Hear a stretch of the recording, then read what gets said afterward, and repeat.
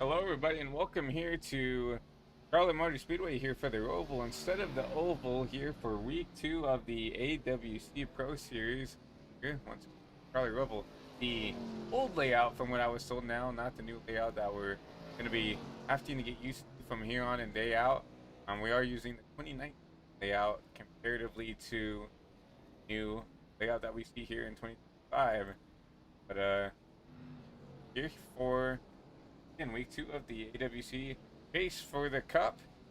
Hello, my name is Christian Delgado alongside Andreas Varez here once again in the HVTV booth. And Andreas, our second road course of the season here at the Charlotte Roval. What's the expectations here coming into race? Well, what you need to do in Charlotte, especially the Roval, is to be smart, pretty much. This is a very tricky track.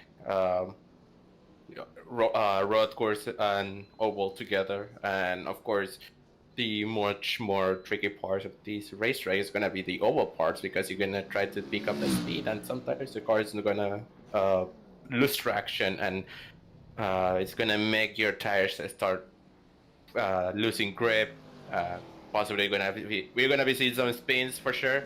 But yeah, like for all these playoff guys, they need to be smart, not try to get into spins or crashes, and finish the race. Exactly here for a lot of these playoff drivers, someone like some of your top two in points, like a Noah Brown, like a Brett Bennett, who right now in 1-2 in points, only separated by 1 point. I think that is a good thing to look at, is to just keep the car going, keep it straight. We'll actually look at that number 47, Brett Bennett, out on track right now. Right now he's P2 out on practice. We see a little bit of a foggy day out here in Charlotte, North Carolina, or technically here in Mooresville, North Carolina, here the home of NASCAR. Obviously a lot of the NASCAR shops, a lot of NASCAR teams make their home here, right outside here of Charlotte.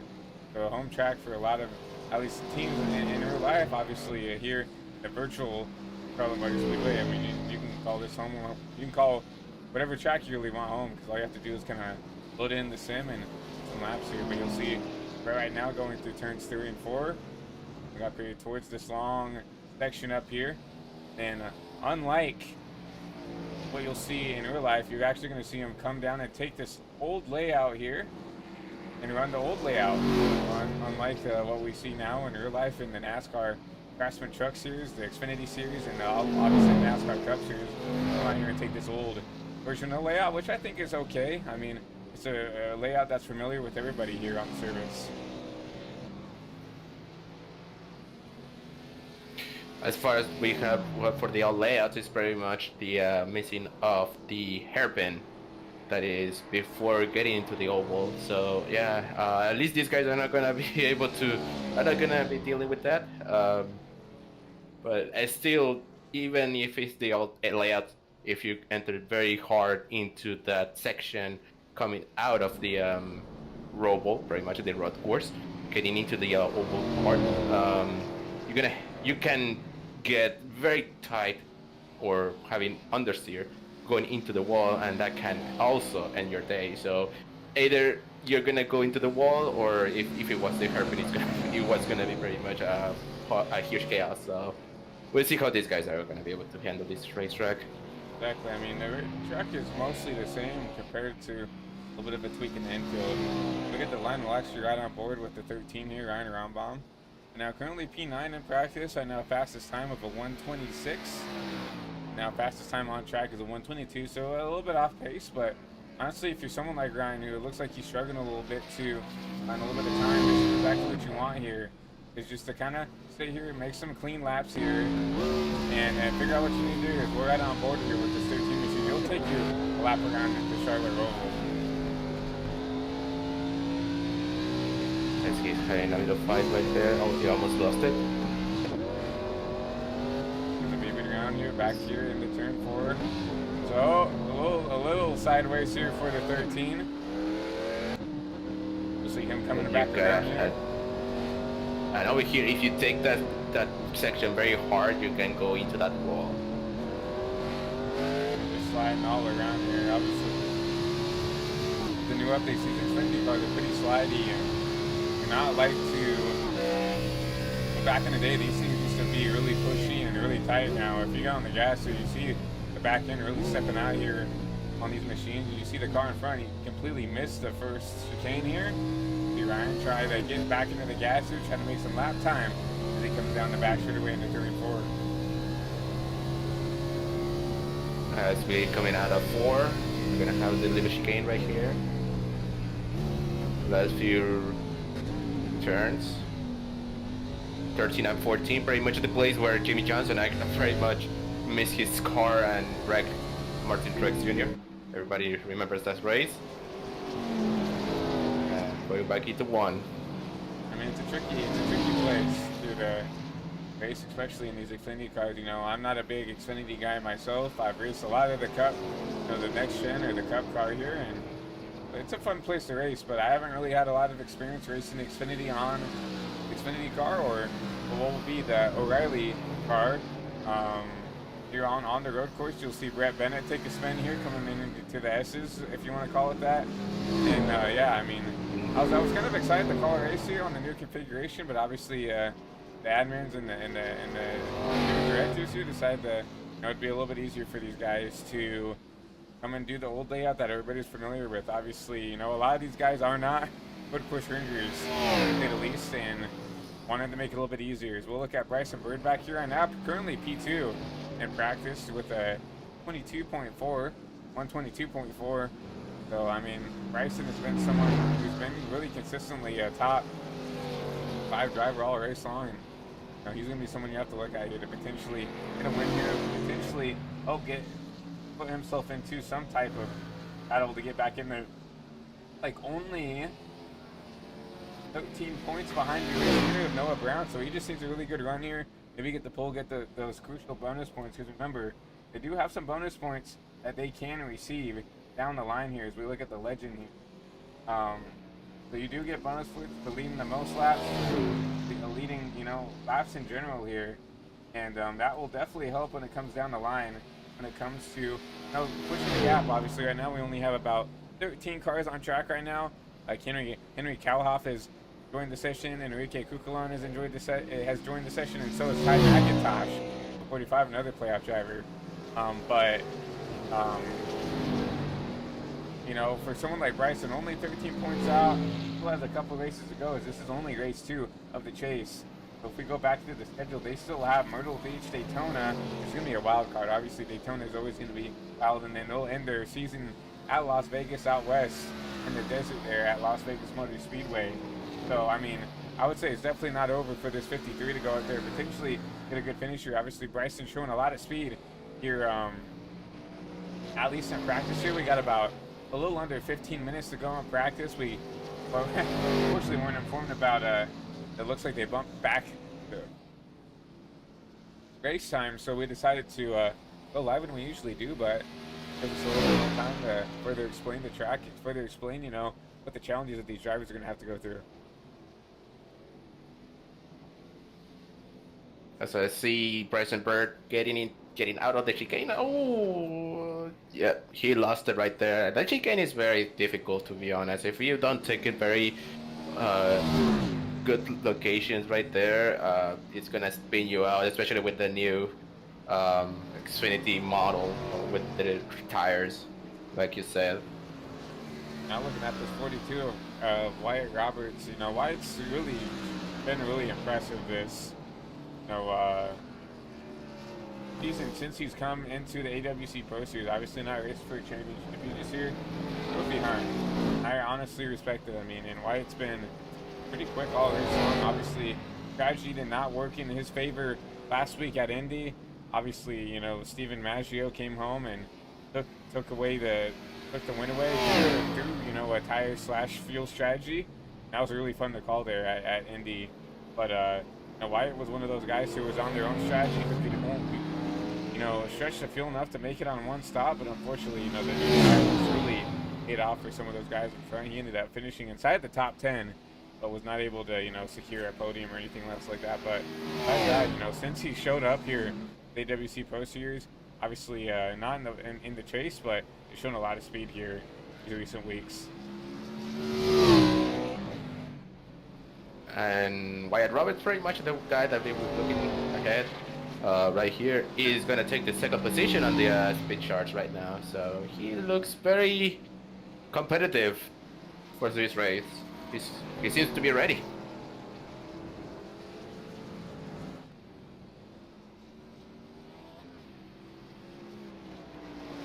As we see, keep going to watch Mr. Roberts.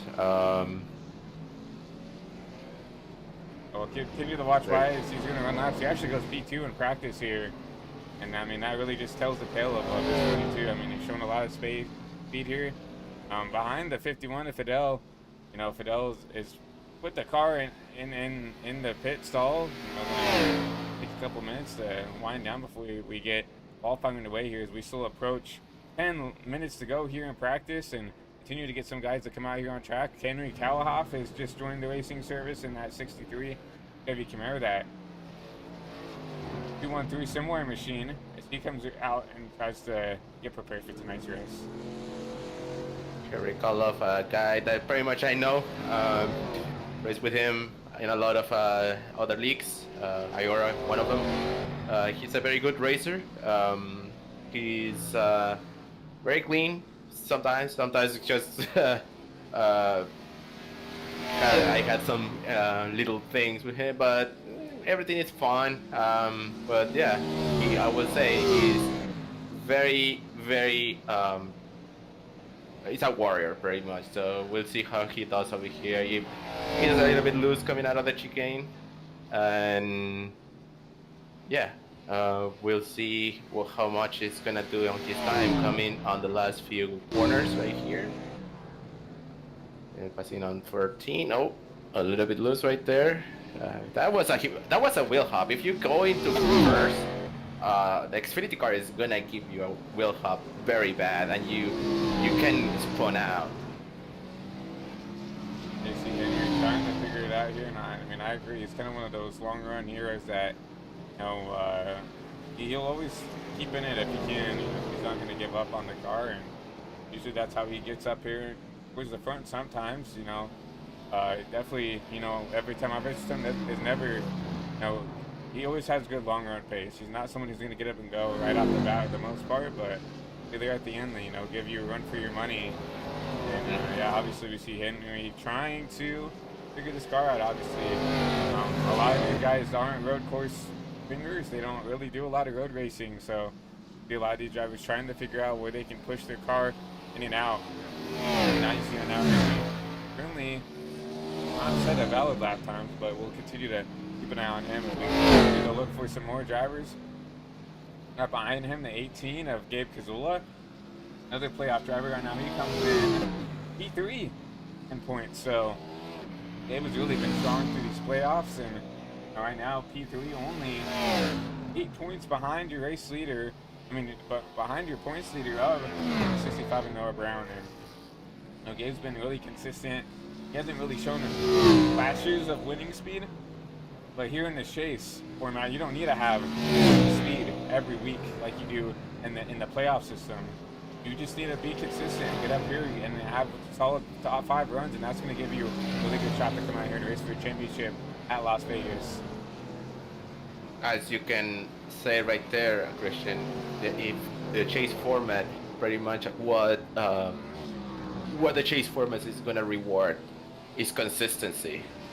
So you can have a winning chase, winning all the races, but if the person behind you is finishing 3rd, 4th, 5th, it's gonna be there. It's gonna be, and if you have one bad race, the situation is gonna change completely. And that's what I said about this racetrack for a chase format. This racetrack is the perfect example of be smart, because there's points.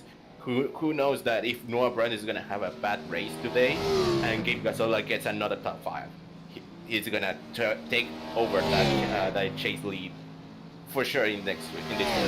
That's gonna be interesting, and obviously something you have to talk about. And it is gonna be about the amount of people that show up. I mean, especially for these playoff drivers. Some people want a lot of drivers to show up to help maybe give them an opportunity to gain some points if someone wrecks. some of the leaders probably don't want a big field, so if they wreck out early, it's not going to hurt them in the points right now. Obviously, we have now 14 cars on track, and happy to see drivers continuing to file in here into the races. And the more cars, I think, the better here for a broadcast, at least. And, you know, right now only 14 cars. Let's say Noah Brown wrecks on lap 1 and gives himself a meatball. He's still going to get 14th place points. But obviously, if you have someone like a Kazula, like a Brett Bennett, like a Joel Parlow, really everybody, I would say probably like 8th on up. Jake Scarborough cannot make the race, so that's going to be unfortunate for that 77. But I would say 9th on back. Ty McIntosh, he's only looks like about 17 points behind. So I mean, even if Noah Brown would get dead last, so definitely even help him like Ty if he can come up here and get a good finish to point his way in. But obviously, you know, Ty would also have to have everybody else do pretty badly to actually bump his way back up. But right now the top 9 within 17 points of each other. So definitely, with 3 or 4 races left in this chase, it's still up for grabs for anybody, in my opinion. You know who also, well, we would like to have more cars for this race, especially for the broadcast, but you know who also wants more cars? The guys on the chase, because more cars means more points. Give me more cars. Exactly, and that's the caveat of having a lot of cars, though, is you get more points, but also you get wrecked out early. That's less points technically that you're getting, right? So let's say you get wrecked out on lap 1 and there's 36 cars on track. You get 36 place points, right? Versus now we have 14 in the session. You wreck on lap 2, give yourself a meatball, maybe overdriving turn 1, head into the heartburn turn or whatever they call turn 1 now. I mean, you're only getting 15th place points, which is a lot better than you would say 30 place points. So obviously there's ups and downs to having a lot of cars, and there's ups and downs to having a little amount of cars. Obviously more cars, more points, but obviously more risk if you do make a mistake. Yeah. Right now looking at, but also you're going good. Sorry, yeah. But also it's also like a little cushion, but it's still like you don't want to wreck on the lap 2. Yeah, exactly. I mean, you don't want to wreck. I don't think anybody is trying to wreck. I don't think. Obviously, that'd be kind of foolish. But I think with it looks like maybe you might have 14, 15 cars that show up, which is a pretty successful field for road course here, and especially in these NASCAR leagues. I think that's a good number. But when you don't have drivers when you don't really have more than 20 people, it really does force those chase guys to be on their A game and go up there and race for a win, race for a top 3, because you don't, those 1 or 2 points that you gain, those things will add up as you go down the chase, because you're not going to have someone who can go back and get 35th place. Like at worst, like let's say like right now, let's say if Noah Brown finishes dead last right here, he's still ahead of Ty McIntosh in points with how many people show up tonight. So I think obviously we want more cars here for the AWC Pro Series. Awesome group of guys, awesome group of race car drivers. But obviously when we get down here towards the end of the season, and it's not just for the AWC, there's a lot of leagues that have this issue where if you're not racing for a championship, there's not really a need to come back and continue the race. It's not just here. It's a lot of leagues that have this issue. But in my opinion, it makes it more interesting, because a lot of the times it's only the playoff guys who are showing up, and then you really do see the best of the best of the AWC Pro Series or whatever league that we see. And every position matters. You can't come here and be okay with the top 5. You have to go up there, try to race for the win, go up there, try to race for a top 3, maybe get a precious interview here at the end of the broadcast. And that's how you start to secure yourself and make yourself feel good going into Las Vegas here at the end of the season. And also this race is gonna give you the most possibly the best option if you're able to be smart and take some points, take a top 5, top 10, anything, even a top 15. Even if you end up last in this race, you still have Daytona. You mentioned it. We still have Daytona, and thinking about Daytona in any league, we know Daytona is gonna bring the most people we have. So that's gonna be the wild card in this case. That if Daytona gets like a 30 plus cars, at least this race is not gonna give you that hit. At least you're gonna be able to still be in the fight. And Daytona's gonna be a wild card in general, just because you can have guys that, you know, I'll say it does take talent to race and win at Daytona. So you can definitely have guys who can show up and maybe take a win away, maybe take a top 5 position away from some drivers just by being there at the end. And that's gonna definitely shake things up once we get there. But obviously we have to get Daytona first. We still have a couple races. We have, you know, here at the Roval, we still have Myrtle Beach to go through, and then Daytona, right? So Myrtle Beach is going to be an awesome race to call. Obviously, Myrtle Beach is not a track that these Xfinity cars go to that often. It's going to be a fun race to call there next week.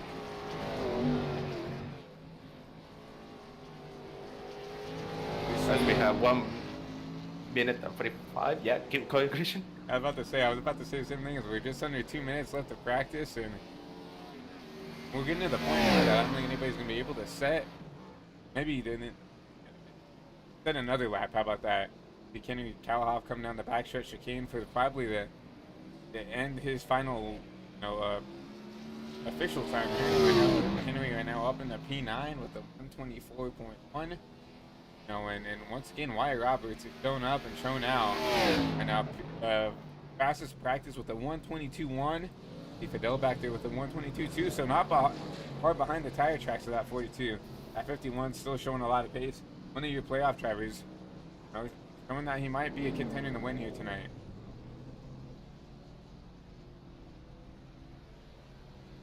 Fidel right now, 14 behind the cutoff. So if he can come out here and win, get up here and get at least the top 2, that'd be huge. Obviously, Wyatt Roberts right now only trophy hunting, and trying to come out here and get some trophies under his belt. Not in the playoffs, but right now, if Fidel could come out here and get a top 2, I think that definitely helping the points. You look at Joe Farlow, your regular season champion right now. He's actually a little bit farther down than I expected to. P4, he's only, you know, 10 points out, but can still come out here, have a good run right now. Currently P7, that 123 flat. But Joel, he's got 10 points to make up here. And you know, especially here in the playoffs here with the chase, with how many few cars, you know, 10 points in my opinion is a lot to make up here with this style of playoffs, with how many few cars are showing up tonight.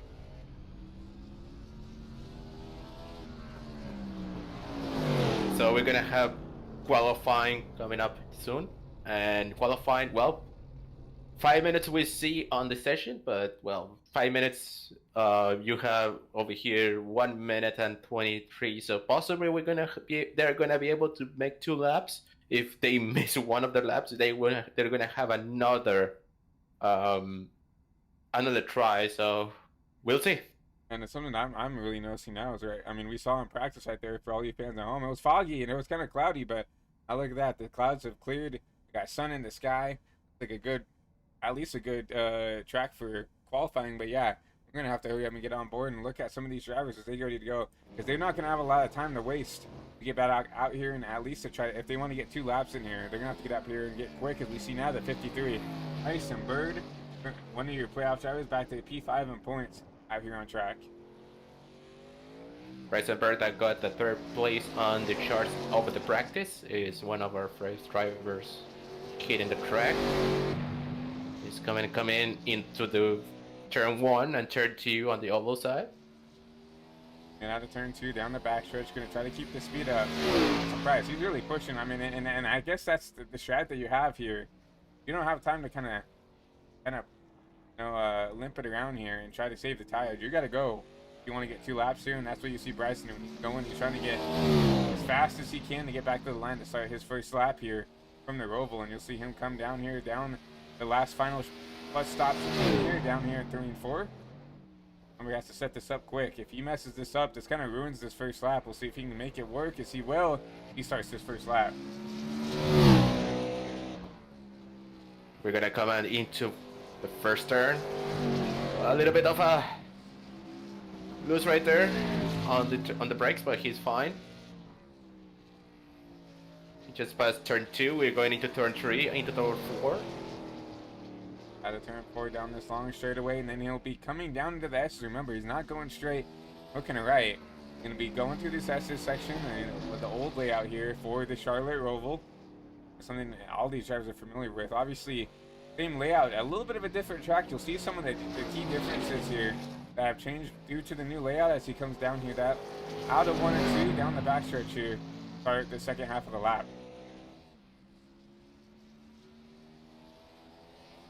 I would say at least the old layout gives you that sense of speed coming out of the road course part into the oval.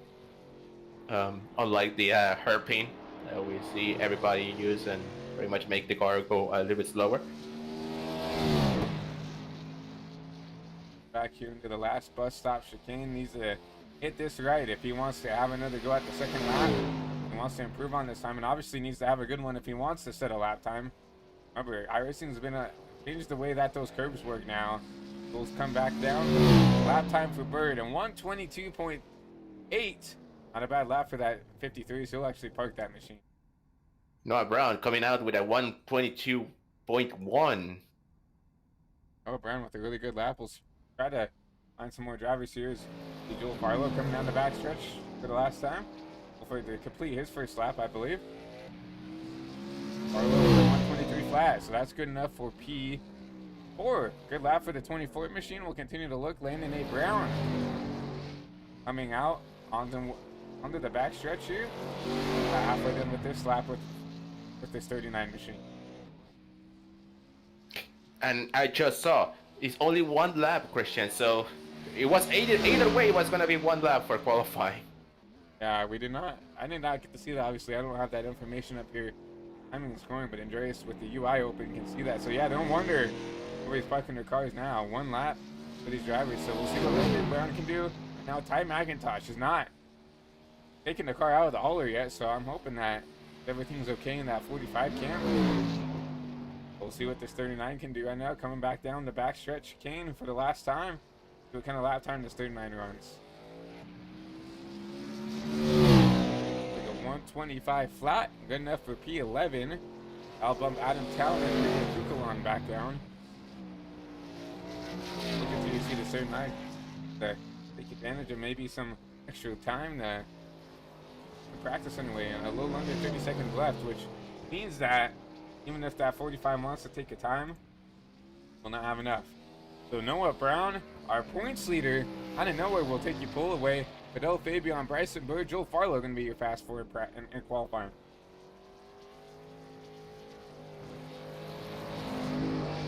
Well, Noah Brown was able to go ahead and make a good lap, and I will say the points leader, of course, he's gonna show up and say, hey, I am the points leader for one reason. But Fidel Fabian and Bryson Bird, of course, they're the fastest on the practice, so it's gonna be a very interesting race, to be honest. How they're gonna be able to manage this race, we'll see, and it's gonna be a night race. I think it's starting in the evening here, and we'll obviously go in the night here. 35 laps with about a minute 25, so definitely be racing in the night here, but we'll continue to let these drivers get ready, get these race cars prepared for the race. Obviously, especially here at a road course, you can definitely set up these cars to run 1 or 2 good fast laps and then kind of fall off here. So we'll continue to let these drivers get the steering ratios, get the brake bias, and everything set for this race. We'll go ahead and get your starting lineup here, presented by HV. We get about half these cars in, we'll start that. 35 laps here from the Charlotte Roval, and I mean, some people might say 35 laps, that doesn't seem a whole lot, but I mean, we're running almost a minute and a half per lap here, so it's definitely going to be a little bit of time to get this race underway.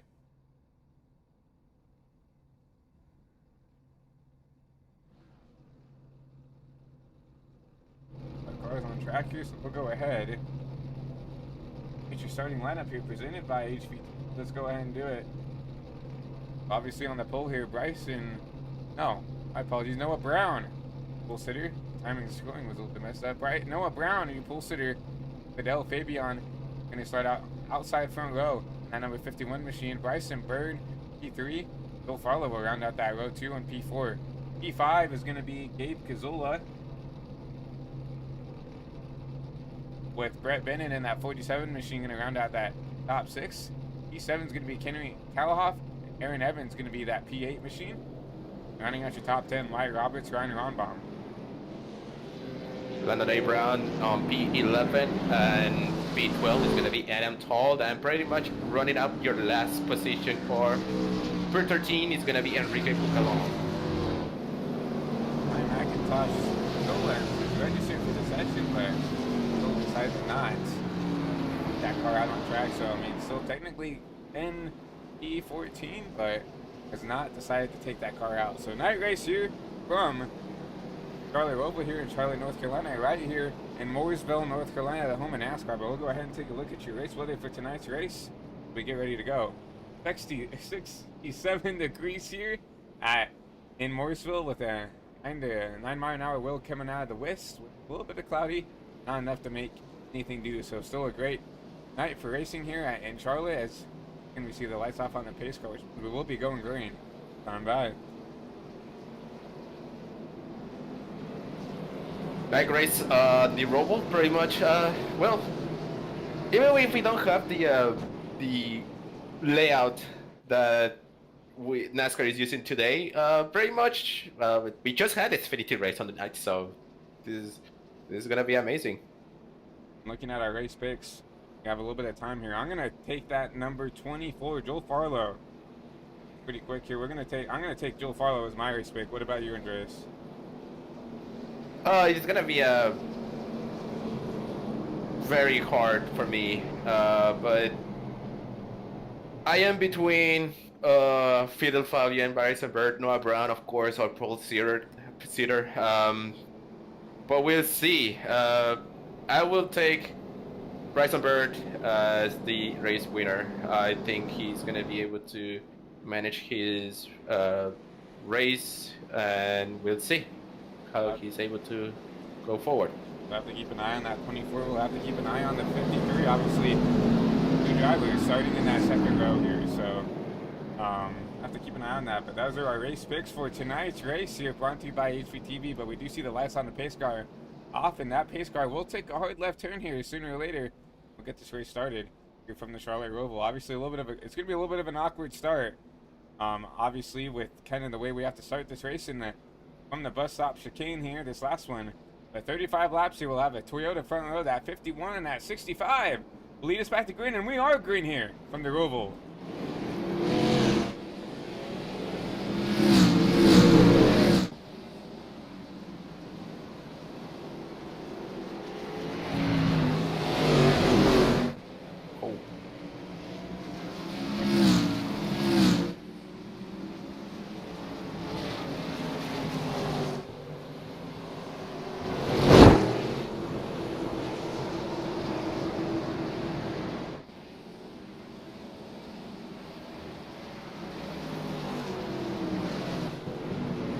At a turn 4 here at 65, already starting to pull a little bit of a gap on the rest of the field here. That's Noah Brown. We have some battling back on 4th here. You see some single file now starting to come about. Everybody getting single file here on this first lap, trying to figure out where they need to be.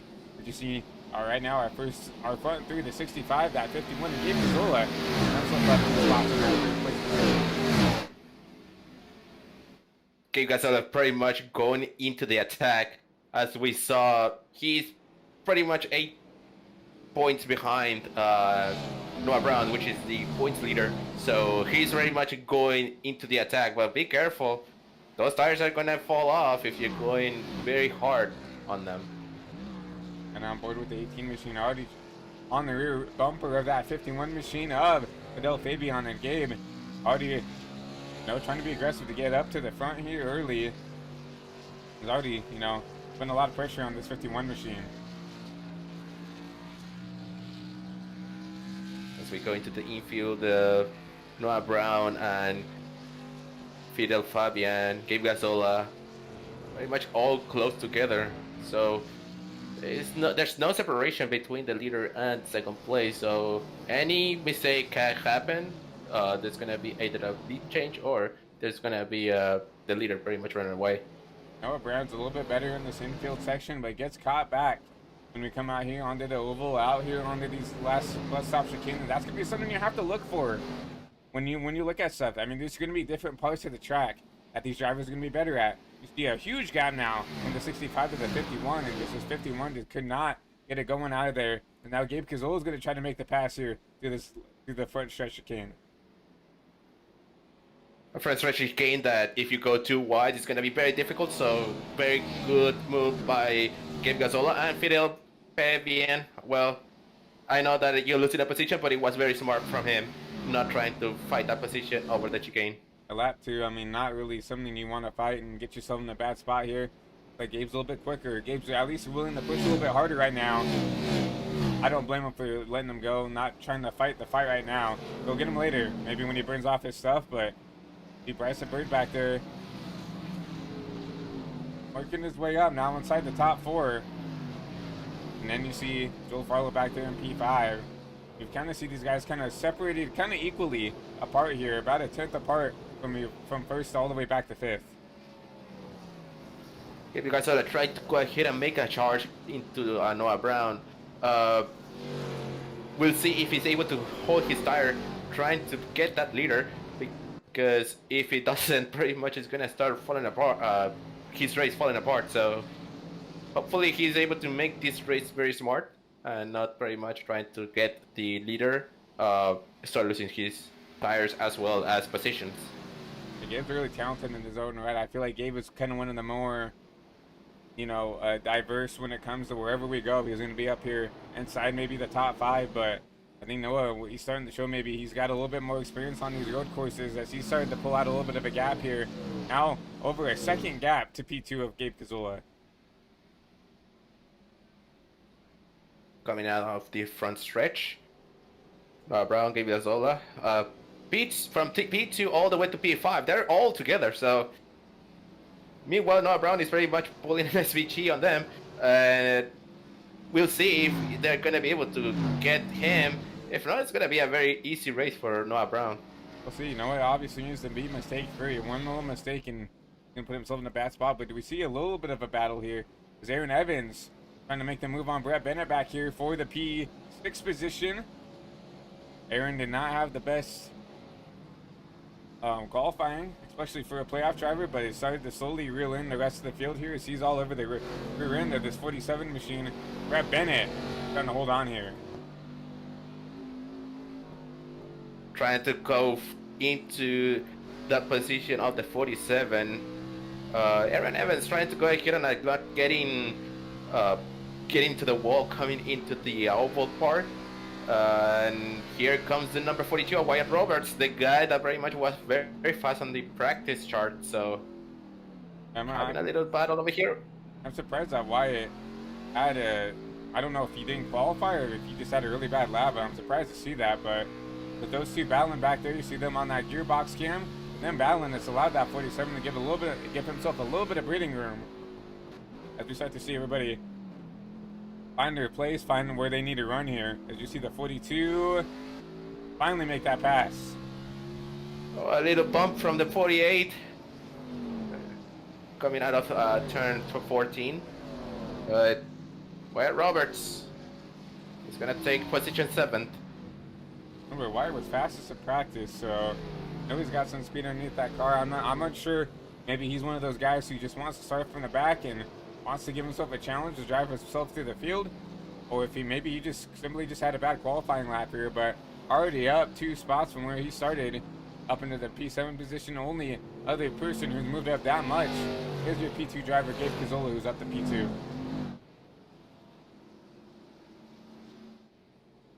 Gabe Cazola pretty much easy. Try not to be very nervous, not panicking. You still have the number 51 of Fidel. Oh, although Fidel was a little bit closer right there on the breaking point on the chicane. It's super interesting to watch, how people race on these road courses. Obviously, Gabe was a little bit quicker than everybody else, but you saw, Fabian right there really close in there in these heavy braking zones down here in the back straightaway chicane. I don't know, maybe if Gabe is just trying to get into a rhythm right now and is content just kind of running a pace, or maybe Fabian right now is just trying to get around this 18 once again. Maybe he's got a little bit of a better car right now. I think Fabian is actually faster than Gabe right now, and if Gabe is not smart enough, Fidel is gonna go ahead and get into side by side in one of these breaking points. Hopefully Gabe is as smart as Fidel was when he let him go. If not, Fidel, we see it on short tracks, we're gonna see it over here as well. We're gonna see some bubble runs as well coming into some of these corners. The issue for the 51, as we talked about before, that 18 is just so good in the infield that he actually pulled back away for the 51. The 51 is better out here on the oval, but 18 continues to pull away here in the infield. So you'll see him lose a bunch of time here on this heavy braking zone. The 51 is just so good here in this front stretch chicane. Catches back up to the 18, and then the 18 will pull back away here when we get back into the infield. So that 51 wants to get around. He's gonna have to take advantage on the oval where he is better. As we see Gabe Zola very much in the chicane, he was sideways coming inside of the chicane.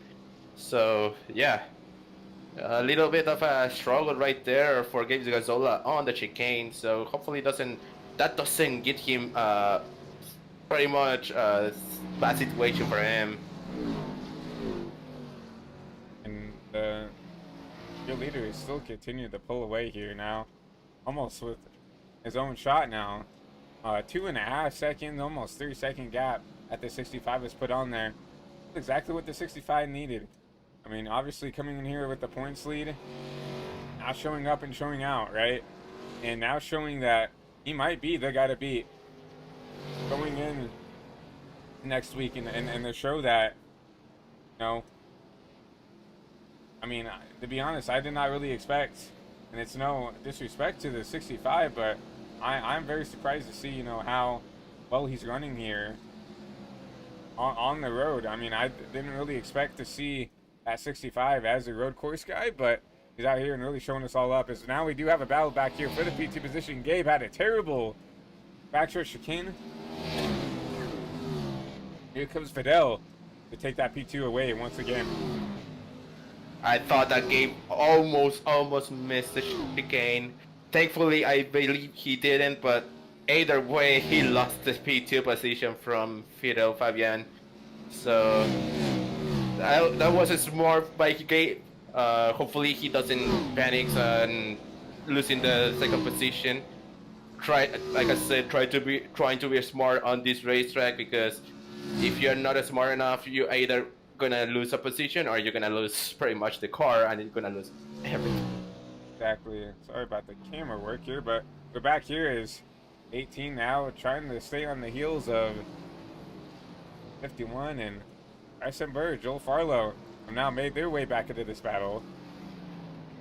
As now we'll see these guys try to put themselves into a good spot here to maybe get some spots here. It looks like the 18 starting to fade, and Bryson Bird going to start to put the pressure on this 18 machine. Bryson Bird, pretty much one of the fastest cars in the practice, trying to go ahead and get nearby Gabe Gazzola. We'll see how they do it on the chicane.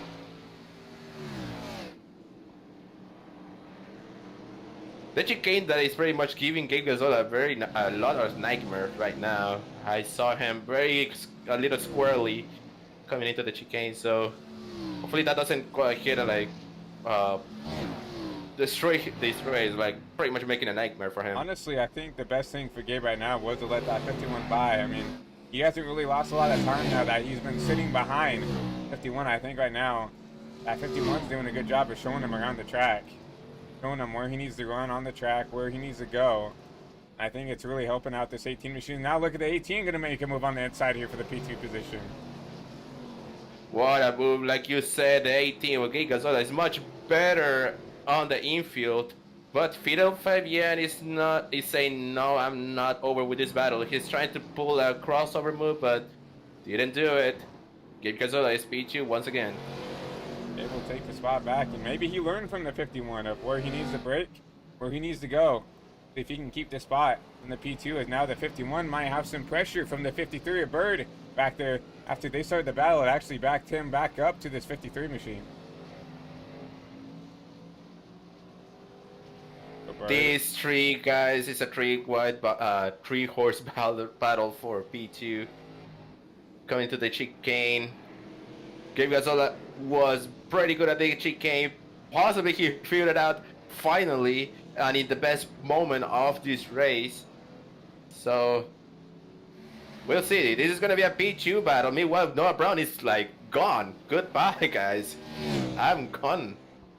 I think Gabe's. Oh, that was a huge wiggle out of the 51 there, and that's gonna allow Bryce and Bird to try to get side by side now here, going into turn 1. But I do think that Gabe is holding these guys up just a little bit here. I think he pulls away in the infield, but he's just that much slower on the oval side that he has been kind of stacking these guys up now. The 53 will go on the outside of the 51, trying to make the pass work on the top.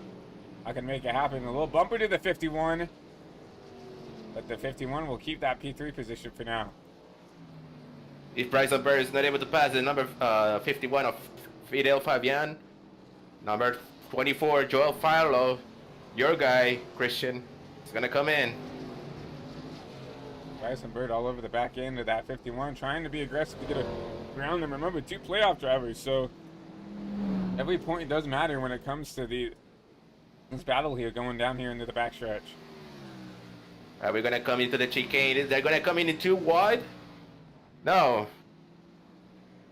Like I said, it's very difficult to be too wide on the chicane. If you don't know how to do it, you're pretty much gonna have a disastrous chicane. Bryson Bird decides to back out of it, thinks better of it. Not the time to make that move work. So that'll keep that 53 back to P4, and now these top 3 kind of separated out. I mean, this little 3-car pack now, as now the 24 has now started to reel these 2 back in. And you know who is closing in into this 3-car pack? He's our fastest guy in the practice. Here comes Wyatt Robertson, the 42.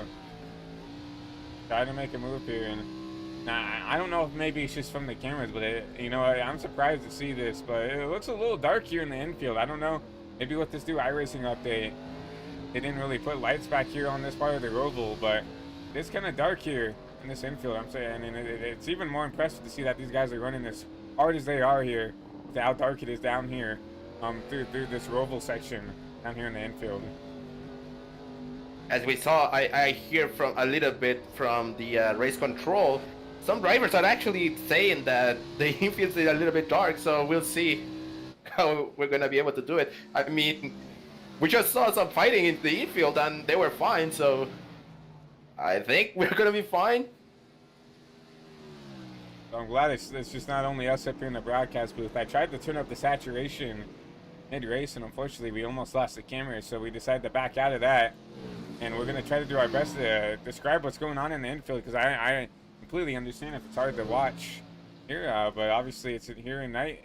Obviously we don't get to control where the facility puts on the lights, but a little bit of a battle here. It looks like someone coming out pit road.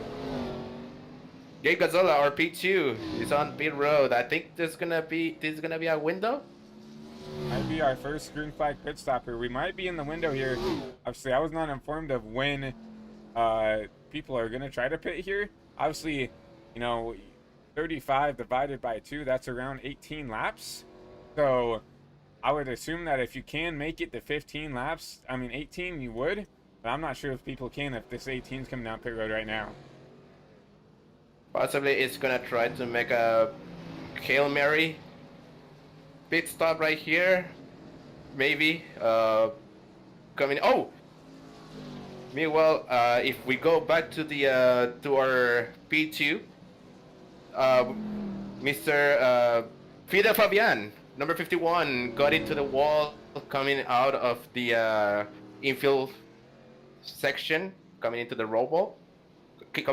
oval, but he was going to be able to keep up his P2. Keep the P2 position right now, and then now you have to decide, do you follow that 18 in? Because right now it looks like the 18 is setting himself up to maybe 2-stop this thing. As here comes the 51 down pit road.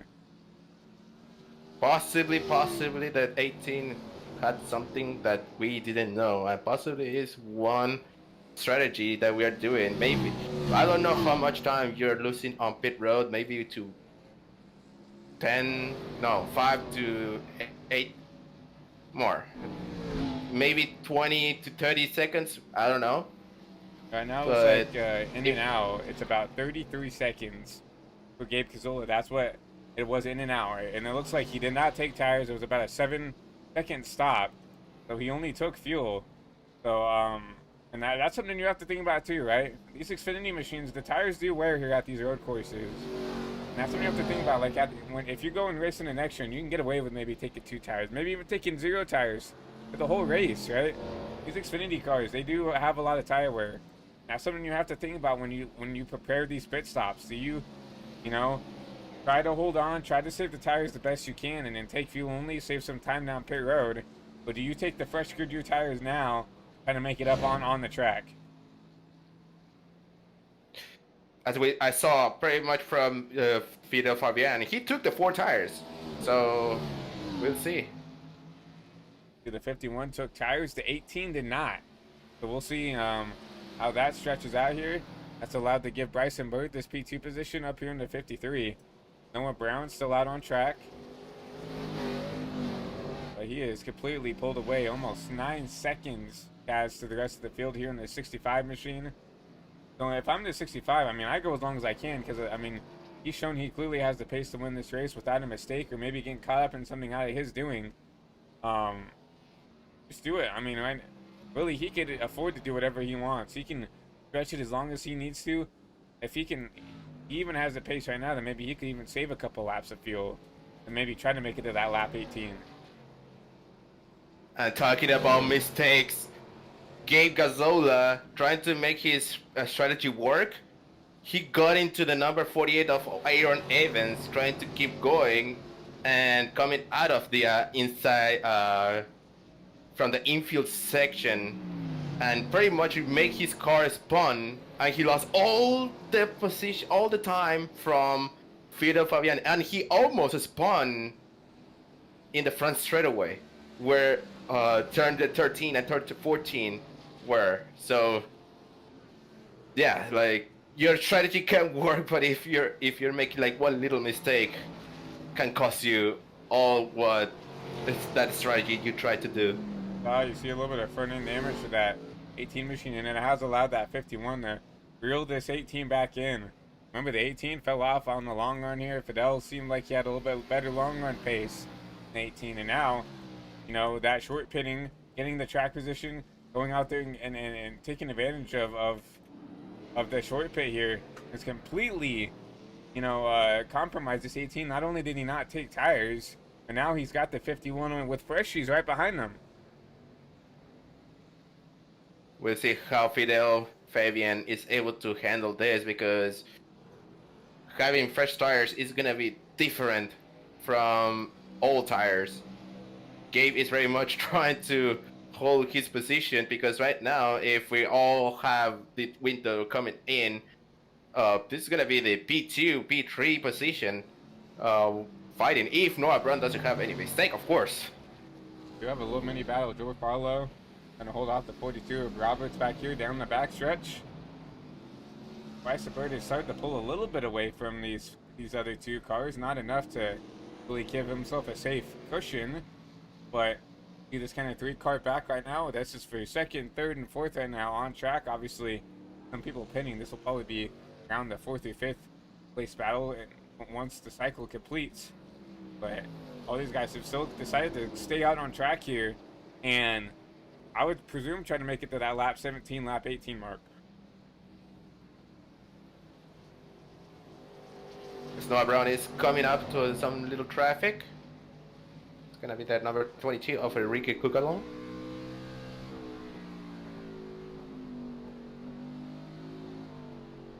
This is Noah Brown's race to lose, pretty much. Like, he is gone, and he is pretty much 9 seconds ahead of 2nd place. So I would say, do not make any mistakes. Stay cool, stay calm, because right now the only person that is gonna destroy this race might be pretty much a mistake. The only thing, yeah, the only person. Unless we have a yellow.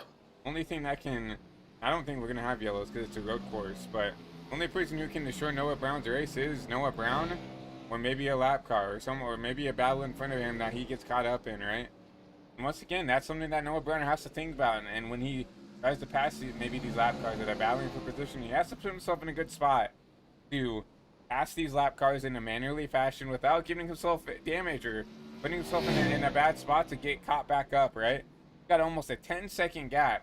He can afford to, even if he needs to sit behind the lap car for a corner or two. He has the time to do it. So and that's the big thing about doing something like this and having a gap like this. It is, time management. If you need to sit behind the lap car for a corner or two, give yourself a clear spot to pass in a safe manner. You have to do that, right? See him lap the 39 of Landon Brown. I mean, it is his race to lose here. I mean, no one has shown to have the pace that he has. He's consistently running. His last lap was a 1:24.2. The next fastest was a 1:24.5, and that is the 24. Started to pick it up here. Meanwhile, one of our top 5 cars, Wyatt Roberts, also came into the pit road right now. Took 4 tires, and he's pretty much ahead of Fidel Fabian. So that was totally different. Back here to this 42, he's coming in through the infield now. Wyatt Roberts about 10 seconds behind the next car, and that's Henry Kellhoff, who hasn't come down that road, but Fidel is all the way back here, almost a second and a half behind. That's the 48 of Aaron Evans, who hasn't come down pit road.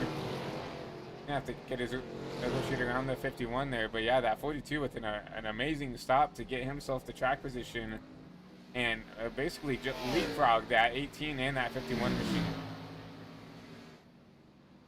See the 42 right now going to the backstretch machine. You see the 51 in the background. We know this 42 is quick, but obviously he's got a lot of time to make up here. Obviously he's fully catching the race leader, and I'm going to be interested to see how this comes out, because he's only 39 seconds behind the race leader. And remember, the race it takes about on average about 40 seconds to come down pit road. So if this 42 can stretch his fuel, he might be in a really good spot here. Another car of pretty much our top 5, Bryson Bird, also playoff contender, come out of pit road. We'll see where he's going to be coming out. He is behind Gabe Gazzola, so he lost time. It's going to be interesting to see, how these guys come out. And I think right now these tires do work, right? I mean, I think staying out right now is showing to be worse, right? You saw the 53 because of Bird come out behind the guys who already pitted, because those guys have the fresher tires. They have more pace now, right? And I guess that's the decision. Do you stay out as long as you can and try to split it in half? I think that's exactly what Bryson did. Try to split it in half, but now not only is he behind Gazzola, he's behind Aaron Evans, Fidel Fabian, and Wyatt Roberts, who's already come down pit road. Wyatt Roberts is almost, 8 seconds ahead of that 53 machine. 53 just lost it. He spun on the chicane. And take a look at this and see what happened from this 53 machine.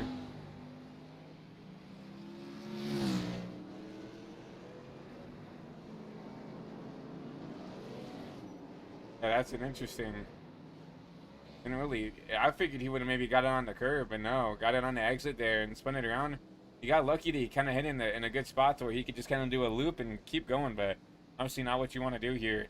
That's going to lose him a bunch of lap time, a bunch of track position.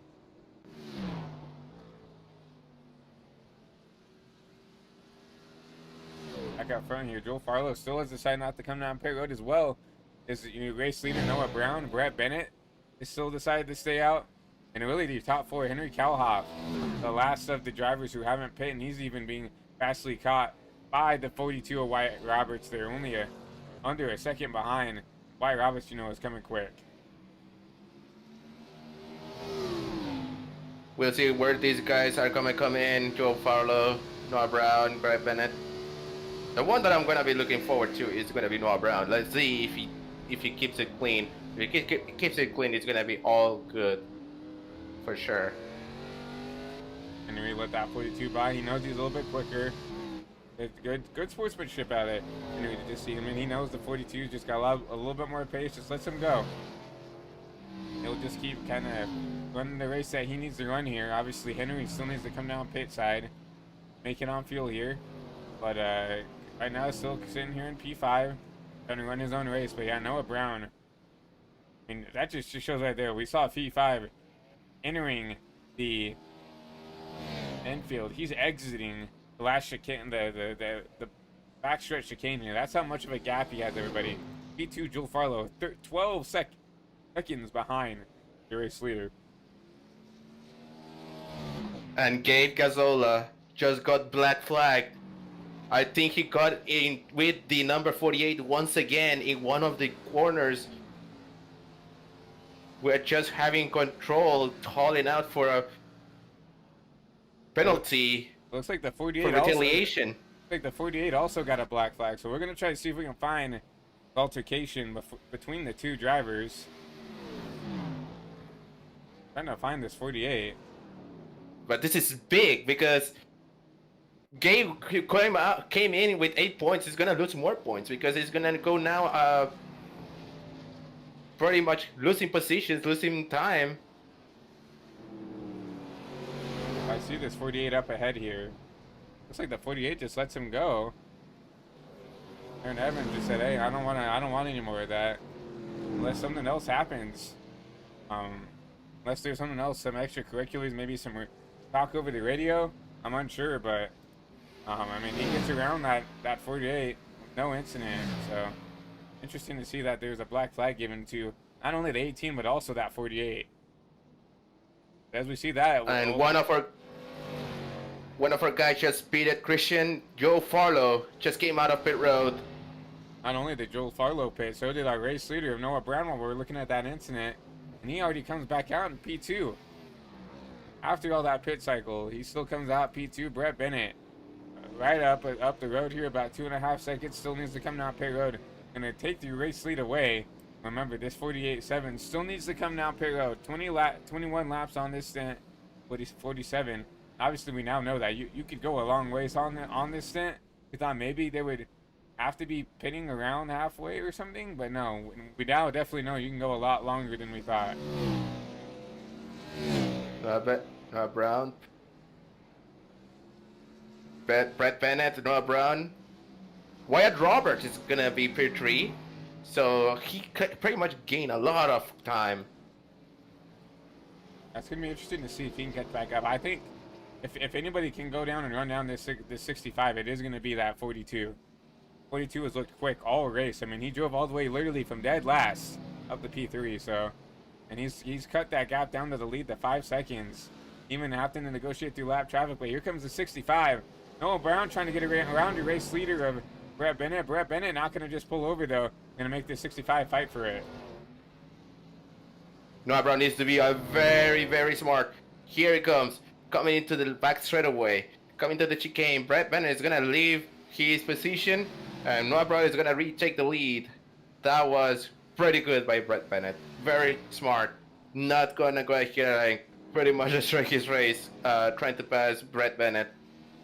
And with that little bit of fighting, even that little bit of fighting, Noah, Wyatt Roberts, close the gap. He's underneath 5 seconds. He's almost 4 seconds now. And he's actually a little bit quicker. 122.4 to a 122.5. We'll have to see the comparison here with these last couple laps here. We'll see the 65 come back to the line. The last lap, 122.8. Wyatt Roberts, that's a 123.9. Okay, 123.1. So even having to fight that, Noah Brown was actually a little bit quicker, but that 42 definitely did cut into the lead a little bit. Remember, Noah Brown does have about 4 lap fresher tires than that 42. And you might think 4 laps isn't that much, but here at a road course, I mean, we're going a lot longer than anywhere else on the schedule. I mean, 4 laps is quite a bit of tire wear here. Especially if you're braking and locking your tires, so you're gonna destroy more your tires. Now Wyatt Roberts already back. I was talking about underneath 4, now he's above 6. So I think Noah Brown might have just got caught up with some lap traffic, maybe trying to get those tires warmed up, but he started to once again pull away from the rest of the field. And everybody else on back kind of running their own race now, respectively. I mean, see Wyatt Roberts 6 seconds back. Then you have Fidel back here 15 seconds back. Bill Farlow 18 seconds. 29 seconds here for Bryson Bird. Brett Bennett 34 seconds. Henry Kalhoff, Ryan Ronbaum, Gabe Cazola with that black flag. Now, a little under a minute behind the rest of the field here.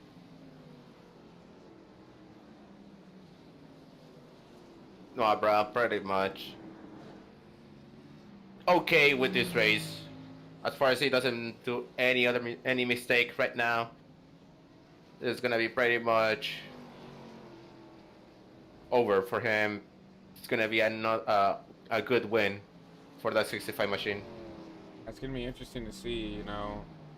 If he can get it done here. Obviously, we still are approaching 10 laps to go here from Charlotte Roval, and still need to make sure that he gets it done, right? I mean, so easy to make a mistake here at these road courses, especially in these Xfinity machines. He needs to, you know, get the job done. Obviously, he's shown he's got the pace, he's got the talent to get it done here, but he just has to finish it out. No, bro, pretty much coming into the chicane. Meanwhile, Wyatt Roberts is coming out of 2, coming into the chicane. You see Wyatt Roberts back here exiting the backstretch chicane, trying to just do everything he can to keep up, but still losing time to your race leader. 22 flat versus a 23.3, so over a second a lap quicker than the rest of the field here. Second quickest is actually that 24 Farlow. He's got a long ways to go to even catch P3 of Fidel. He's about 2 seconds up the road here, so this is probably actually the closest battle between this 51 and this 24 of Joe Farlow.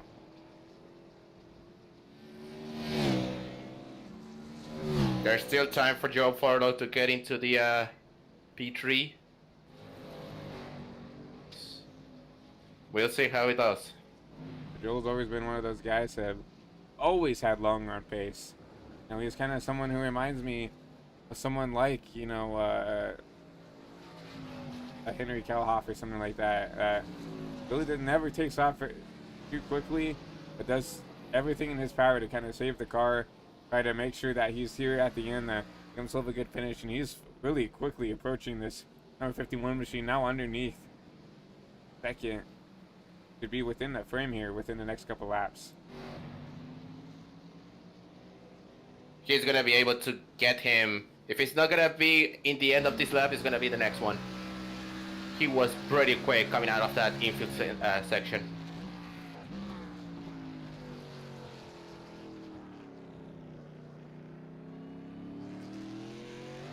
Looks like that 51 doesn't have any lateral grip. Tom had to kind of park it on the exit there. This is Joel who could kind of roll through that bus stop chicane.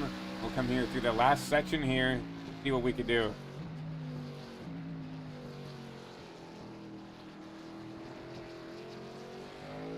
That 51 A little bit better. of a turtle.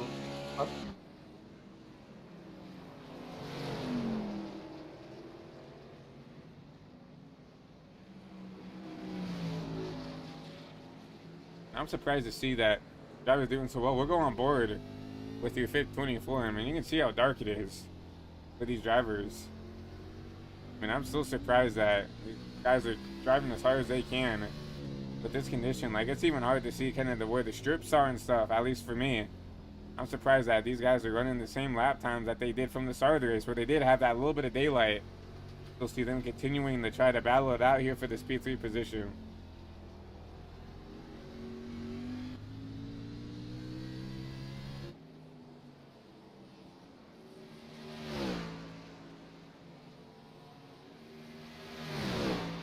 Trying to do everything he We'll can see if he's able to to get to Let's him. see if he was able to get in there. He got a much better exit out of the chicane. Go with a good run here. We'll see what he does with it. I don't think he's gonna have enough of a run to try to make anything work here into the last backstretch chicane here. He's gonna be right all over him to try to force maybe this 51 into mistake. But he got a much better exit. There he comes. We're gonna slide up in front, but here's a crossover from the 51. Side by side going into turn 3. Now going into turn 3. Joe Farley's gonna drive it in there.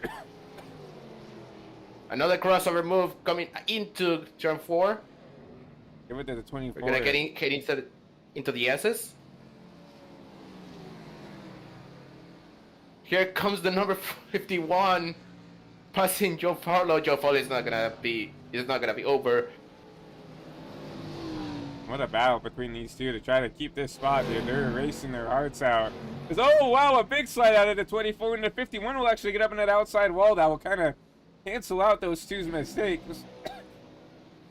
But Joel will have to try it again one more time here. See if he can get around this 51. Going to the chicane.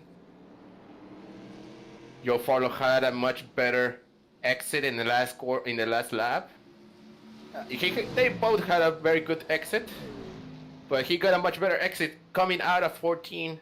So we'll see how he does. He's showing his car. Oh, Joel's gonna have not the best exit there. Cadell will get a little bit of a gap here. I mean, this is an amazing battle here for this P3 position. Nowhere else there really is a battle. These two are going at it here for this P3 spot.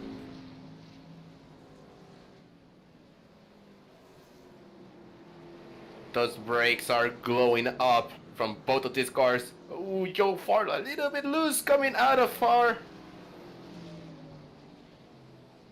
I think until that Joel's doing everything he can to squeeze the time out of this car now. He got a much better exit coming into the oval. It's a little bit separation right here coming into the chicane once again. Let's see. Farlow have anything now here during the backstretch. To the braking zone. A good exit come from the two.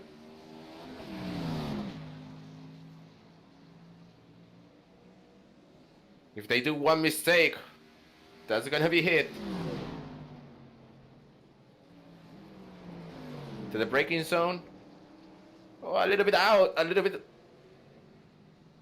24 a lot better this time. Gonna give him back into an opportunity shot. If the 51 makes a mistake here.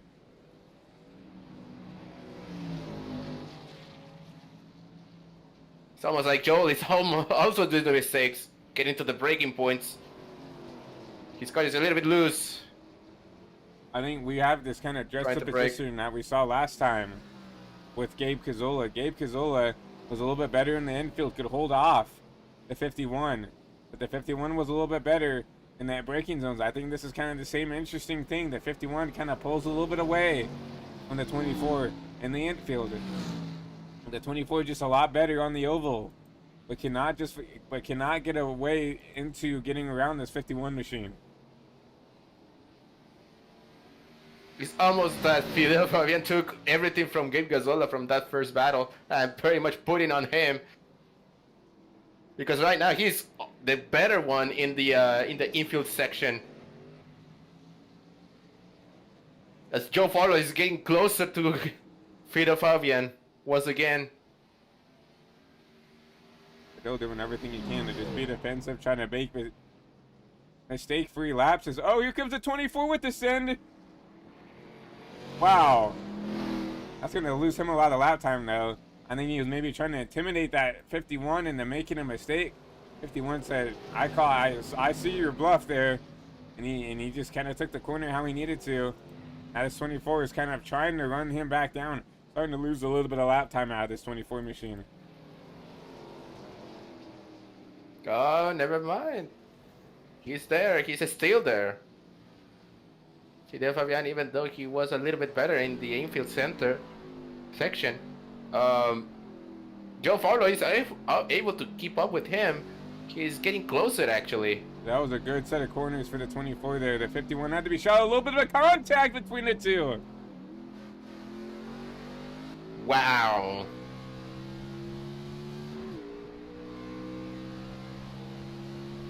I will give that 51 a huge gap. See if the 24 can get back through him. We see that the 24 of Joe Farlow is much better than the 51 at this point. Well, one thing is clear, he has much better tires right now than the 51. So let's see if he's able to get in. We'll do your AWC 5 to go here as Noah Brown takes lap 30.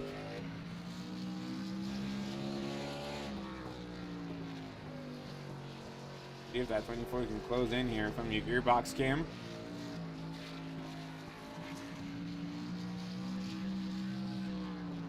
I think this is where Fidel's a little bit quicker than the 24. The 24 was just so good. If he can replicate what he did that last lap through this last S's section, he will get another chance here. Goes out wide here.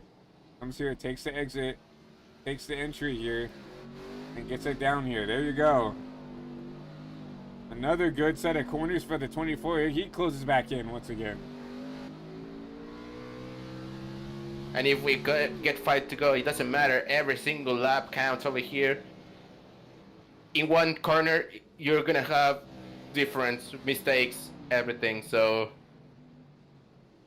it's not over onto the checker flag.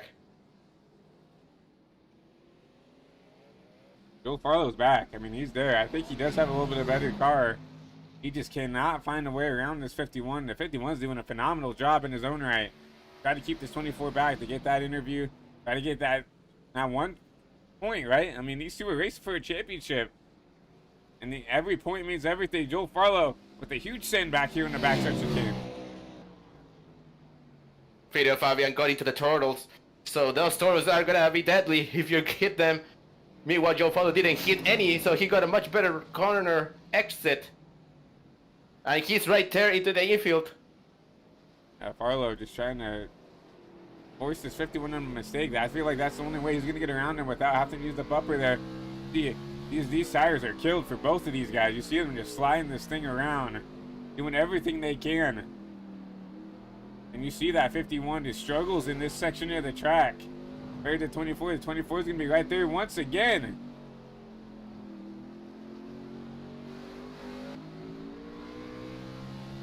There, right there.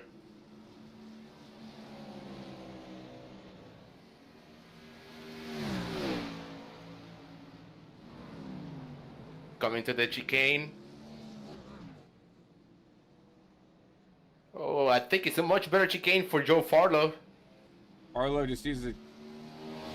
You can hear when you go on board, they're just really trying to baby this throttle to try to keep the tires underneath them. You can tell they're killed. You can tell that there's not a lot left to tire. And they're just trying to put this thing on the wire's edge to try to outdo themselves here. Farlow, once again, trying to make a move here. Trying to stay with them, but the 51 is a little bit of a better exit. Coming into turn 1, getting into turn 2. Joe Farlow is not over for him. He still have P3 right ahead of him.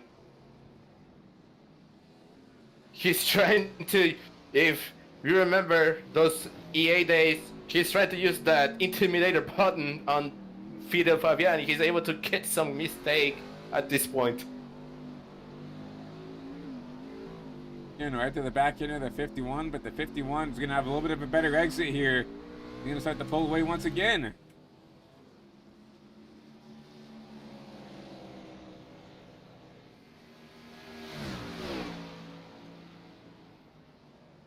But once again, we're getting to the chicane.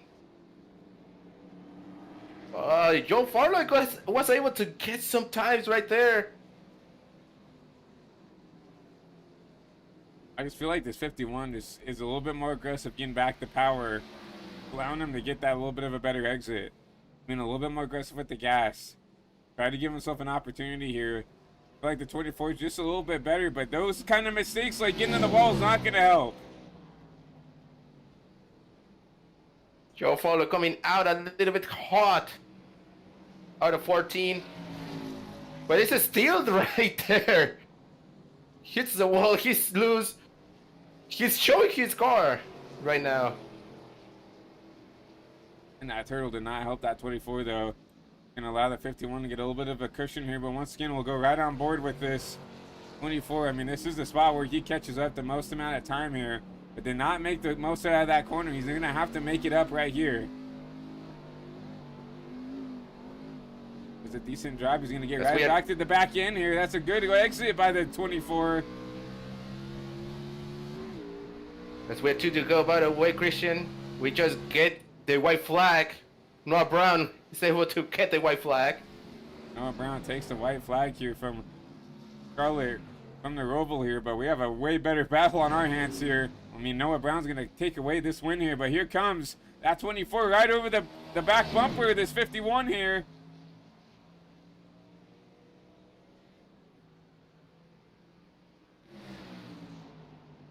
He's there on the braking zone. Side by side, that 51 might have a slowdown. The 51 lost the turn, and he might have a slowdown right here. We'll see. Not giving it up though. The 24 in that 51 side by side is Noah Brown. Going down the backstretch, we'll try to keep a hold of that. But still side by side, the 24 to 51 contact between those two. He's right there. These guys are battling everything right now. It doesn't matter. Oh, Joe Farlow is outside of the racetrack. He was on the grass. Peter Fabian is pretty much on the P3 right now. Joe Farlow almost got into the wall, but he's right there. Noah Brown coming back to the line. He's going to take it. Victorious from the Roval. What a win for him. But we'll go back to this battle. Fidel Fabian. One last effort here. He needs to get through these backstretch chicanes one last time in a good manner. He might be able to hold off this 24. But here comes the 24 with another sin. He's right there. He got a much better chicane exit. He got one last chance on the 13 and 14 braking zone. We'll see. What will Farlow do here to take it inside? Looking inside. In the braking zone. Contact! Oh, contact! And Farlow. This is fun. Farlow will not get the spot. But he needs to get back and get going. Here comes the 53 to try to take the spot away. And Fidel Fabian will win that battle for P3. What a battle between those two. Wow. That was almost like SVG taking the win, and we were seeing Josh Chastain battling Denny Hamlin for the last place of the playoffs. That was amazing. And that's exactly what happened. That's a great recreation of that Chastain wreck. Spinning it on the inside. Couldn't make it stick. Made contact and kind of spun him back around.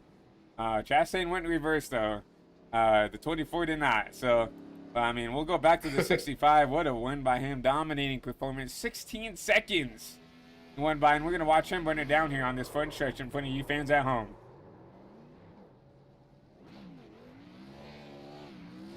What a race by Noah Brown. At first, we didn't even know that he was going to be the one to beat. But, well, he's the points leader for one reason.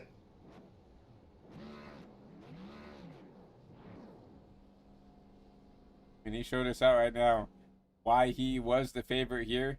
And he went and burned it down here. So we're going to go ahead and take a quick commercial break and let our partners over at iRacing. We'll get ready to get your post-race show. And we'll talk to your top three finishers after our words from our partners over at iRacing. So we'll be right back after this quick commercial break.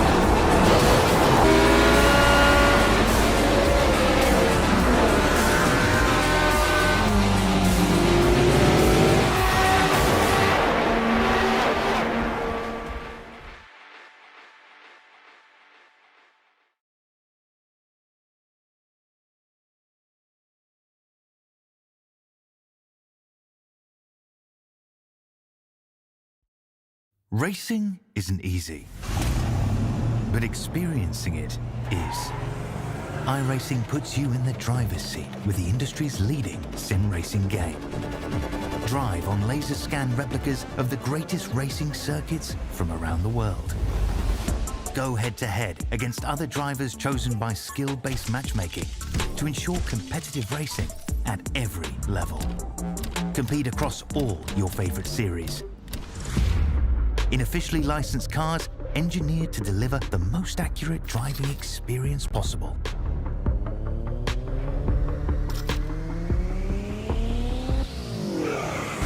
Join a race or host your own with players from across the globe.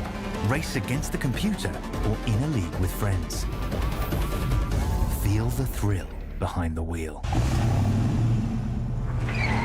Visit iRacing.com.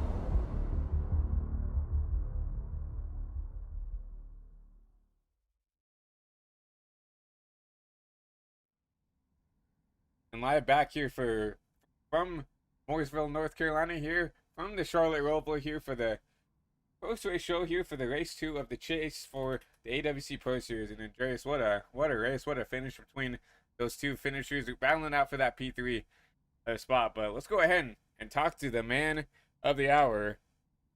Go ahead and talk to that number 65, Noah Brown, race winner tonight. You know, it's Christian and Andreas up here in the HVTV booth. You got a copy? Yep, I sure do. Well, I mean, really the only way to put it is a dominating win for you. It looks like, go ahead and pull up the stats here for you. Led 34 of the 36 laps tonight here. Obviously, qualified on the pole and just really just never gave it away here. Obviously, and I believe those other 2 laps were probably due to just green flag pit cycle and the pits and stuff like that. But just walk us through, race. Walk us through what's different about this track that makes you so good at it. I mean, I've raced here before in this car, so that helps quite a bit.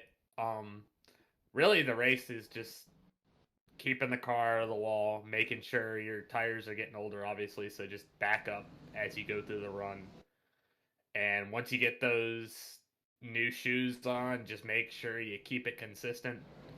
Check your gaps to the guy behind you, and you just cruise. I mean, I was hoping for a little bit more of a fight, but the guys in there raced me clean, so I can't complain. But yeah, just pretty procedural night. If you got anything for him?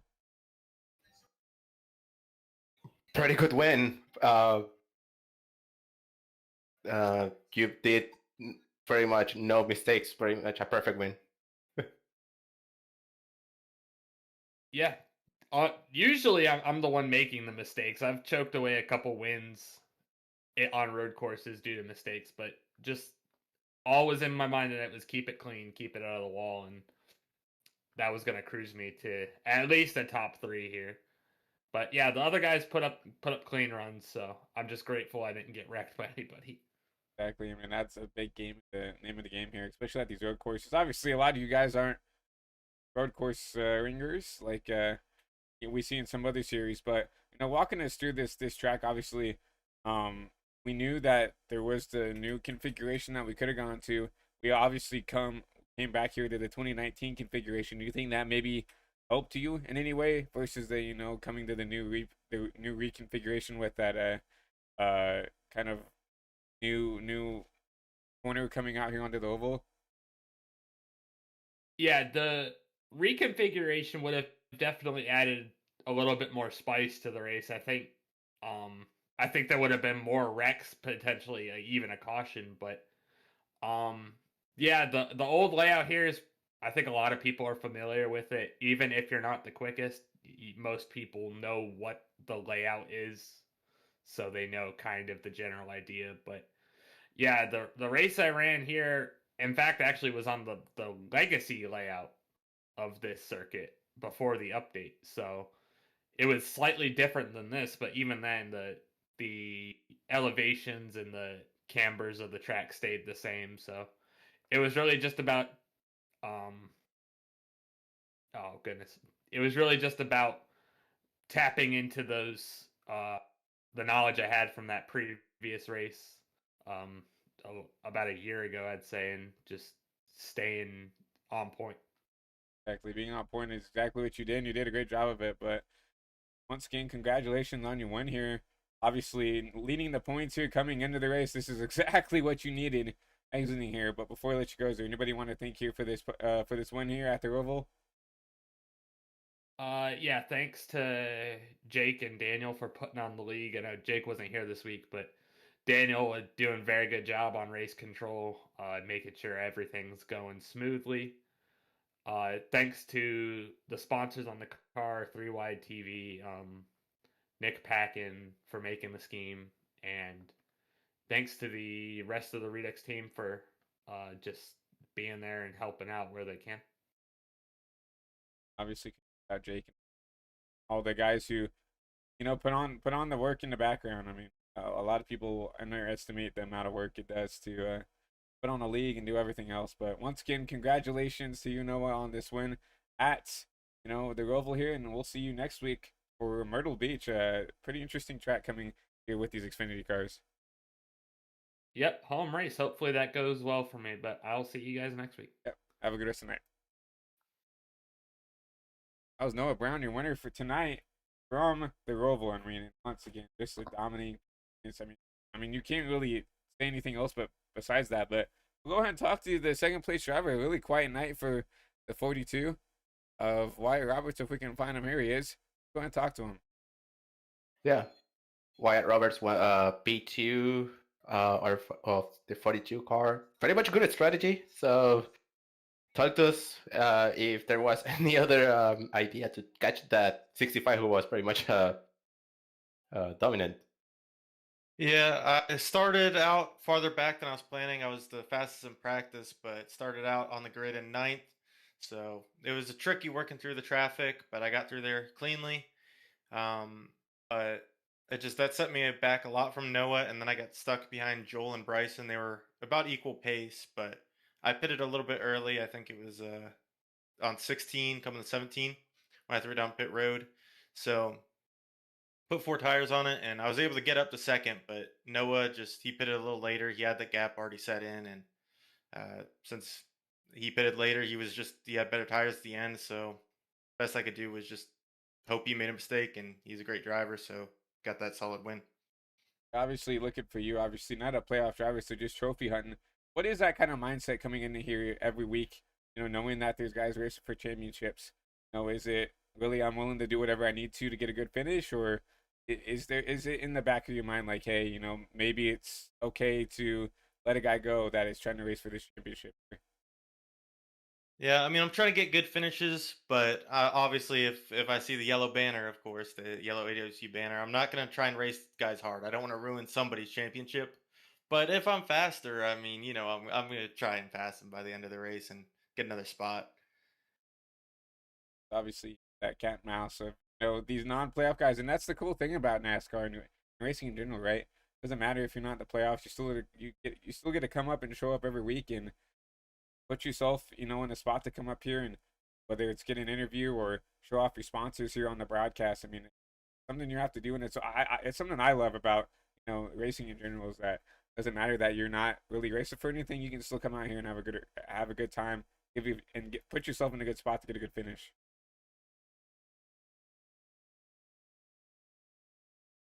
Yes, sir. And Trace, you got anything else for him? Any shout outs that you wanna do? Definitely shout out my dad who watches all my races.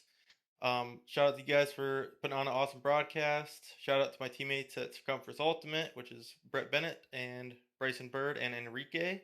Awesome teammates to have. And also shout out to the Larry's Lemonade, Pink Lemonade for Breast Cancer Awareness Month. So look to get out there on track.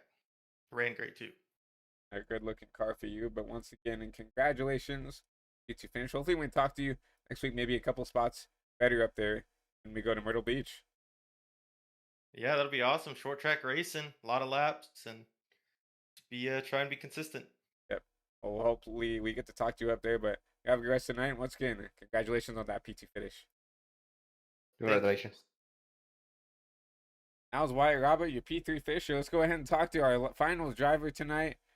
That P3 finish, we saw this dynamic battle between this 51 and this 42 in this 24 machine. Let's go and talk to Fidel if he is up here in the VC. We'll see if we can find him. I don't see him.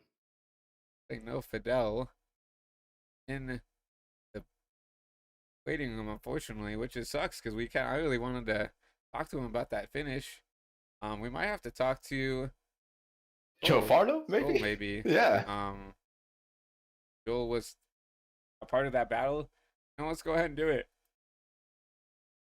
See if Joel's ready to talk here. Hey Joel. Joel Farlow. It's Christian and Grace up here in the HVTV booth. You got a copy? Yes, sir. Well, no, we couldn't find Fidel in the VC at all, but obviously we saw that amazing battle between you and the 51. Those last 10 laps, and obviously I felt like if we couldn't talk to him, you were the next best person to walk through that battle there. I mean, what a finish between you two. Walk us through those last couple laps. Yeah, I caught him about 8 to go. I think I was trying to take my time passing him because it's a very sketchy track trying to pass him by some bad spots to pass. So eventually, I think about 5 to go, I tried to pass him. I couldn't get it to work. Now on the last lap, I'm like, I'm gonna break a little bit deeper into that last corner, try to get him because I had a pretty decent run on him coming into it. I braked and I just braked a little too hard. I didn't ease into the brakes like I normally did to get the car settled in there. And it kind of locked it up going into the center of the corner, and I hit him. Well, regardless, I mean, we watched the battle. I mean, it seemed like, it was hard racing, and it didn't really seem, I mean, obviously going to the last corner, I mean, it's not that we didn't expect it, but obviously with how tight points are, you kind of have to do that, right? You have to try to go for the spot there, try to get that last couple spots there with how tight points are. I think the top 5 in points are within 8 points, or it's like within 10 points of each other. Obviously, everybody has to go for those gaps, right? But yeah, I mean, obviously we couldn't get the 51 up here, so we really wanted your opinion on that, on the race, and how you got yourself up there inside that top 5. Yeah, we had a pretty good qualifying with 1 lap qualifying. We were just gonna put down a solid lap, pretty much what we ran in practice. Had a really good lap. Car was really good, and then we got 4th surprisingly, and I basically just rode around Bryson Bird and Fidel Fabian about the whole time, just saving the tires because out there, if the tires get hot, it's just got no traction on throttle or anywhere. So you really need to keep the temps down the tires. So we were able to hang around and then pass Bryson, I know, later in the race on the old tires. And then, yeah, we just pit a little bit later because I know if I wanted to pass Fidel, I needed to have a little bit better tires. So we pit a little bit later. We got that tire advantage. Just couldn't find the perfect opportunity to pass him. Obviously, we saw the rest was history. I mean, a really good battle, regardless between you and the 51. But unfortunately, Fidel comes out on top there after a little bit of contact going to the final corner. But before we send him off, Andres, you got any final questions for him? Well, coming out of that awesome battle, you were able to still kept going with the fourth place and take the fourth place. So it's not gonna be a huge fall off from your positions on the chase. So what do you see? How do you see yourself coming into Myrtle Beach? Yeah, that's gonna be a very tough track. It's gonna be I think it's gonna be very slick. It's a flat track. I'm gonna hope to get some good practice there this week. Try or next week. Try to get some good speed because I know about the top 10 is gonna consist of the playoff drivers. So every point's gonna really matter there. I'm gonna hope I have a pretty good advantage over Noah going into Myrtle Beach because Daytona is gonna be crazy. Obviously, That's we talked about Myrtle Beach being kind of a wild card, right? Obviously, Daytona is a wild card in its own right, but Mhm. Myrtle Beach is definitely going to be interesting. Obviously, these Xfinity cars don't really go there, so it's definitely going to be a wild card. But before we let you go, anybody you'd like to shout out here for this P4 finish tonight? Yeah, I'd like to thank Tim Gillette Jr. for giving me the ride in the 24 Arctic Esports Ford Mustang.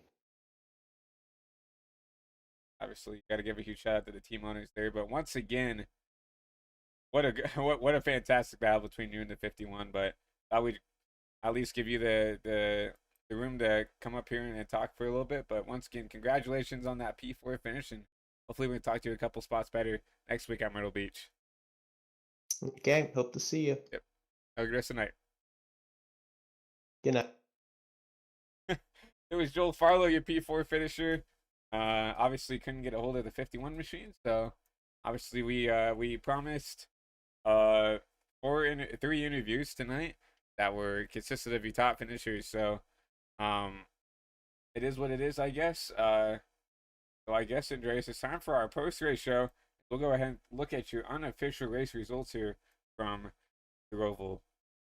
Obviously, we saw Noah Brown here, victorious from the Roval. Wyatt Roberts, P2. Fidel Fabian barely squeaks out with that P3 after an insane battle with Joel Farlow in P4. And rounding out that top 5 is going to be Bryson Bird. Brett Bennett is coming your P6 right here with Henry Koloff coming with a P7, top 10 for him. Landon Brown, Gabe Gazzola, who was on the lead battle on the start of the race. He got into some issues in the mid race, got him a P9, 1 lap down. Aaron Evans, run yourself your top 10. Rounding out the rest of the field here, Adam Talon, the 34, Ryan Rombaum in the 12th, out early in that 12th place position. Enrique Cuculon, P13, and unofficially in 14th. Looks like maybe a starting park for Ty McIntosh, where he'll round out that field there in P14. But Grace, I mean, what a battle, what a race throughout the series here. Obviously, we saw Noah Brown kind of pull away from the rest of the field here, but we saw a lot of comers, we saw a lot of goers. Obviously, we can't talk about this race without talking about that last 10 laps between the 51 and the 24. Yes, of course. And we had pretty much everything coming for a road course battle, of course. We had the perfect control of the 65 on Noah Brown, the great battle between Joe Farlow and Fido Fabian. We had some beef actually as well, heard inside of the race control between Gabe Zazzola and Aaron Evans. So this race has had everything. So yeah, Myrtle Beach coming in. So the craziness is not gonna stop. Short track racing. So it's gonna be one of the first wild cards because the second one is going to be Daytona. I mean, talking about the next couple of races on the schedule, you go to Myrtle Beach, kind of an unknown track here for the AWC Pro Series drivers. Not really a track that really anybody goes to in the Xfinity car. That's mostly, a car you'd see maybe with the ARCA cars or the trucks or the late models and stuff like that.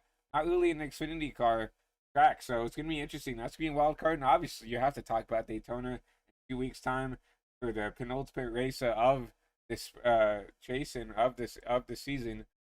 Daytona is obviously going to be a wild card. Hopefully, we can get a lot of drivers in there to make it interesting and fun. Because it's Daytona. Everybody loves to come to Daytona, try to get themselves a win there. Second time we'll be going to Daytona this season. So, and then obviously last race of the season. Championship race, Las Vegas. It's a great facility to, I feel like, to hold a championship race, especially here with these Xfinity cars. The Xfinity cars really race really well at these 1.5 miles, and I can't wait until we can get down there for our championship race. And will be great for the AWC. The last 3 races, these drivers are gonna go all the way to get that championship. Exactly. And when we look at the points here, obviously Noah Brown came in here 1 point above Brett Bennett. Noah Brown wins, so that's gonna easily get pushing his gap there. You look at Brett Bennett, finishes all the way back in P6, so he'll lose a couple spots. Gabe Cazola will also lose a few spots, finishing back there in P9. You look at Joel Farlow finishing P4. That will probably bump him up a little bit. I don't think it'll be enough to get to Gabe or Brett. We'll have to see. And Bryson Bird back there in P5. That should help him go up there. Fidel Fabian back there in P3. That will actually bump him up, I think, ahead of Bryson Bird and maybe put him in that P4, P5 area with Joel Farlow. So, I mean, the points are all on top of each other. Coming into this race, there was take a look here. A 15 point gap from first all the way back to 7th. 15 points separating everybody out. Like we talked about, like what Joel talked about, like what Noah and talked about. Every point's gonna matter here in the last couple of races. So I can't wait to call the race here. And next week, obviously, Myrtle Beach is gonna be super exciting to call. An unknown here for the AWC Pro Series. But I think it's time to wrap up the broadcast for tonight. Once again, my name is Christian Delgado. Obviously, our names up here on screen, in the lower third. My name is Christian Delgado, your lead producer and commentator, alongside Andreas Fares. Once again, thank you, Andreas, for stepping in the booth. It's always a pleasure having you up here, having a different set of eyes, having a different, style of looking at the race here. So once again, thank you, Andreas, for coming up here and being up in the booth. But from everybody here in the HVTV studios here in Central Kansas, we were going to call tonight. Once again, congratulations to Noah Brown here for this win at the Roval, and we'll see you next week for the Prestige Cup Series as they go to their finale race at Homestead, Miami, as we will crown a champion there in the Prestige Cup Series, and we'll be back right here next week for race 3 of the chase here at Myrtle Beach.